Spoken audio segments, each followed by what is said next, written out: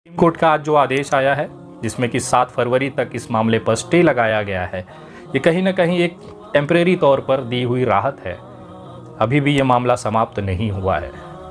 हम भले देख रहे हैं सोशल मीडिया पर बहुत सारे लोग जश्न के मूड में हैं, लेकिन उनसे कहना चाहता हूं कि जो बुलडोज़र 7 तारीख को चलना था अब वो 7 फरवरी के बाद चलेगा, क्योंकि जो न्यायालयिक प्रक्रिया होती है उसमें कहीं ना कहीं आज राजनीतिक हस्तक्षेप है। आज इस तरह से फैसलों को हिंदू और मुसलमान के रंग में देखा जाता है, शायद उसी का नतीजा है कि हाईकोर्ट ने इस मामले में 4000 परिवारों के बुलडोज़र चलाने के आदेश दिए होंगे। सुप्रीम कोर्ट राज्य सरकार और रेलवे मंत्रालय को नोटिस जारी करता है कि ये जो 4000 जो लोग हैं उनका क्या व्यवस्था आपके पास है।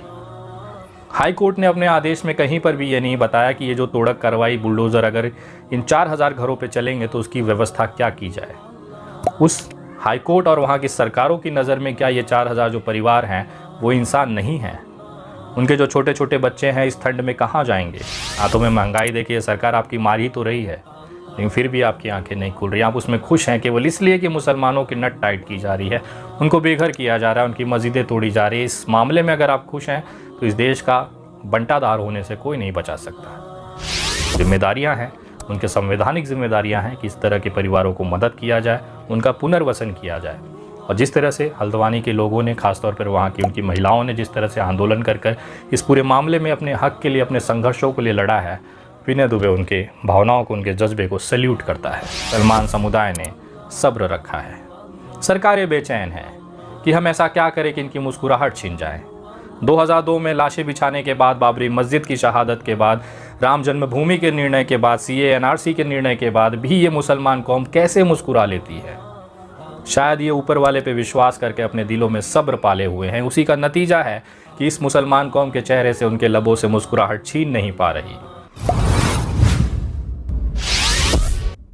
वे मुंबई से। भारत में मुसलमान होना इतना आसान नहीं है।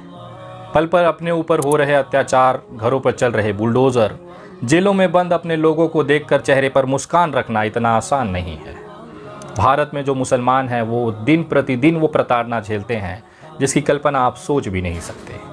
ये वही भारत है जहां पर बाबरी मस्जिद शहीद करने के बाद 30 साल कानूनी लड़ाई होने के बावजूद भी उसके आरोपियों को सजा नहीं हो पाई।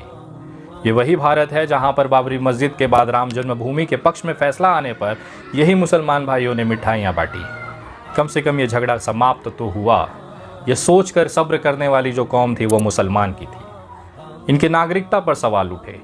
सरकारों ने संशोधन कर संसद में एक बिल लाया कि मुसलमानों को अपनी देशभक्ति, अपनी नागरिकता साबित करनी होगी। शाहीन बाग तैयार हुए, देश भर में आंदोलन हुई। मुस्लिम औरतों ने अपने आप के अधिकार के लिए संवैधानिक तरीके से लड़ाइयाँ लड़ी और उसे जीती। CAA NRC के नाम पर कहीं पर भी कागज़ नहीं दिखाने पड़े। सरकारें इतनी लाचार हो गई कि कागज़ देखने का और दिखाने का दावा करने वाले लोग आज गायब से दिख रहे हैं। इसमें भी मुसलमान समुदाय ने सब्र किया। इतना होने के बावजूद भी इस कौम के लोगों को बार बार झूठे केसों में उठाकर जेलों में डाला गया। एक झूठी सी वीडियो क्लिप के चक्कर में उमर खालिद जैसे एक युवा को आज भी जेलों में रखा गया है। अपनी बहन की शादी के लिए 7 दिन का पेरोल उसे मिलता है, जबकि इस देश में बलात्कार किए हुए लोग आज भी आज़ाद घूम रहे हैं।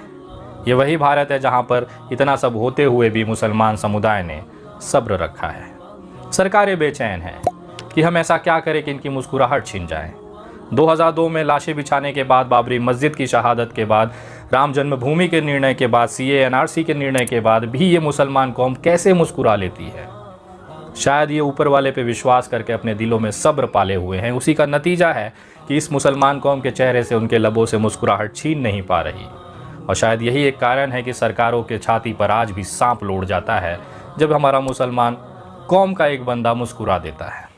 अगर ऐसा नहीं होता तो उत्तराखंड के नैनीताल प्रखंड के हल्द्वानी के क्षेत्र में आज 4000 घरों की महिलाएं सड़कों पर उतरकर आंदोलन नहीं कर रही होती।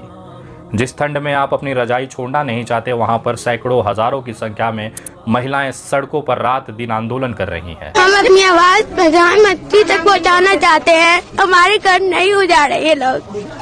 हमारी छतें छीनने, हमारे कॉलेज और हमारा स्कूल हम कैसे पढ़ेंगे? भाई बहन है, हम उनको कहाँ लेके जाएंगे इतनी ठंड में? वो सदका है, वो सदका जारिया में से सबसे बेहतरीन सदका कहलाता है। आइए अल्लाह रब्बुल आलमीन से हम सब ये दुआ करें, हम ये फरियाद करें कि हमें अपने अपने हुकूक और हमें अपनी तहजीब पता चले। मेरे दरबार में हम अर्जी लेकर आए हैं, कमजोर हैं, ज़ईफ़ हैं, नादवा हैं। उन्हें कुरान में फरमाया है, उन्हें तर इंसान ज़ईफ़ा, इंसान को ज़ईफ़ पैदा किया गया है। हम तो बड़े कमजोर हैं, हमसे बर्दाश्त नहीं होती, हमसे बर्दाश्त नहीं होती।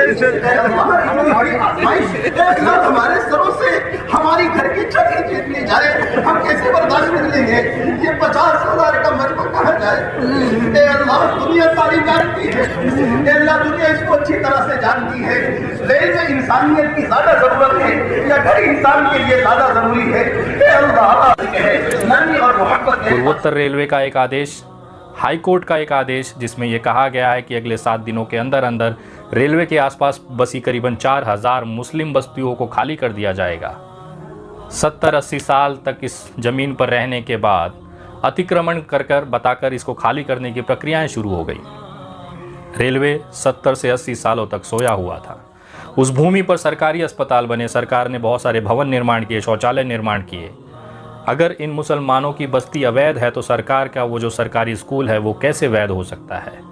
बहुत सारे मेरे रिपोर्टर भाई यूट्यूबर्स ने ज़मीन पर जाकर वहाँ पर रिसर्च किया, लोगों को वास्तविकता दिखाई। आखिर में एक टीम सुप्रीम कोर्ट जाती है और आज 5 जनवरी 2023 को सुप्रीम कोर्ट से 1 महीने का स्टे ऑर्डर ले आती है। सुप्रीम कोर्ट राज्य सरकार और रेलवे मंत्रालय को नोटिस जारी करता है कि ये जो 4,000 जो लोग हैं उनका क्या व्यवस्था आपके पास है। हाई कोर्ट ने अपने आदेश में कहीं पर भी ये नहीं बताया कि ये जो तोड़क कार्रवाई बुलडोज़र अगर इन 4,000 घरों पे चलेंगे तो उसकी व्यवस्था क्या की जाए। उस हाई कोर्ट और वहाँ की सरकारों की नज़र में क्या ये 4,000 जो परिवार हैं वो इंसान नहीं हैं? उनके जो छोटे छोटे बच्चे हैं इस ठंड में कहाँ जाएंगे? जिस ठंड में हमारे माननीय न्यायाधीश, हमारे प्रशासन के मुख्यमंत्री, मंत्री, तमाम विधायक, सांसद अपने घरों में हीटर जलाकर आग ताप रहे हैं, उस ठंड में जब पारा -डिग्री में चला जाता है, वहाँ पर ये छोटे छोटे 2 साल, 5 साल, 10 साल के बच्चे, 80-90 साल के बुजुर्ग महिलाएं और बुजुर्ग इंसान इस ठंड में किस तरह से बेसहारा होकर सड़कों पर कैसे गुजारा करेंगे, इसके लिए तनिक भी उनके अंदर मानवीय भावनाएं नहीं थी। सुप्रीम कोर्ट का आज जो आदेश आया है जिसमें कि 7 फरवरी तक इस मामले पर स्टे लगाया गया है, ये कहीं ना कहीं एक टेम्परेरी तौर पर दी हुई राहत है। अभी भी ये मामला समाप्त नहीं हुआ है। हम भले देख रहे हैं सोशल मीडिया पर बहुत सारे लोग जश्न के मूड में हैं, लेकिन उनसे कहना चाहता हूं कि जो बुलडोज़र 7 तारीख को चलना था अब वो 7 फरवरी के बाद चलेगा, क्योंकि जो न्यायालयिक प्रक्रिया होती है उसमें कहीं ना कहीं आज राजनीतिक हस्तक्षेप है। आज इस तरह से फैसलों को हिंदू और मुसलमान के रंग में देखा जाता है, शायद उसी का नतीजा है कि हाई कोर्ट ने इस मामले में 4,000 परिवारों के बुलडोज़र चलाने के आदेश दिए होंगे। मैं सरकारों से पूछना चाहता हूं कि अगर आपके लोगों के, आपके परिवार से अगर छत छीन ली जाए तो आप क्या करेंगे? उसके संघर्ष करेंगे, उसके लिए लड़ेंगे। तो यही काम ये महिलाएं कर रही हैं, तो इस पर सवाल क्यों उठाए जा रहे हैं? मैंने देखा है शाहीन बाग जब चल रहा था तो यही भारतीय जनता पार्टी के टुटपुरिये जो झटुल्ले से कार्यकर्ता हैं वो लिखते थे कि 500-500 रुपये में मुस्लिम महिलाएं शाहीन बाग में बैठती हैं। भगवान से प्रार्थना करिए कि ये नौबत आपके ऊपर ना आए। वैसे भी आपके ना हाथ में बेरोज़गारी, आपके हाथों में महंगाई, देखिए सरकार आपकी मार ही तो रही है, लेकिन फिर भी आपकी आंखें नहीं खुल रही। आप उसमें खुश हैं केवल इसलिए कि मुसलमानों की नट टाइट की जा रही है, उनको बेघर किया जा रहा है, उनकी मस्जिदें तोड़ी जा रही है। इस मामले में अगर आप खुश हैं तो इस देश का बंटाधार होने से कोई नहीं बचा सकता। ये हल्द्वानी का मामला केवल एक हल्द्वानी का नहीं है, इस पूरे देश में इंसानियत का मामला है। आपके अंदर अगर इंसानी मानवीय भावनाएं नहीं हैं तो समझिए आपका जीवन एक पत्थर के समान है। मैं माननीय सुप्रीम कोर्ट से निवेदन करूंगा कि इस मामले को संगीनता से लिया जाए। भले आप वो 4,000 घरों को तोड़ें, कोई दिक्कत नहीं है, लेकिन इनका पुनर्वसन किया जाए, इनको उचित जगह पर बसाया जाए, क्योंकि वे वैसे ही नागरिक हैं जैसे हमारे देश में बैठे हुए सुप्रीम कोर्ट के चीफ जस्टिस, जैसे 7 रेस कोर्स में बैठे हुए हमारे माननीय प्रधानमंत्री, जैसे गृह मंत्रालय की कुर्सी पर बैठे हुए हमारे कैबिनेट मिनिस्टर अमित शाह, जैसे RSS के मुख्यालय में बैठे हुए RS के सरसंघ चालक। ये ठीक वैसे ही नागरिक हैं जैसे ये तमाम लोग हैं। इनके लिए बहुत सारी फैसिलिटीज़ हैं, तो इन आम नागरिकों के लिए क्यों नहीं है? मैं तमाम सरकारों से निवेदन करूंगा कि ये सरकारों की जिम्मेदारियां हैं, उनके संवैधानिक जिम्मेदारियां हैं कि इस तरह के परिवारों को मदद किया जाए, उनका पुनर्वसन किया जाए।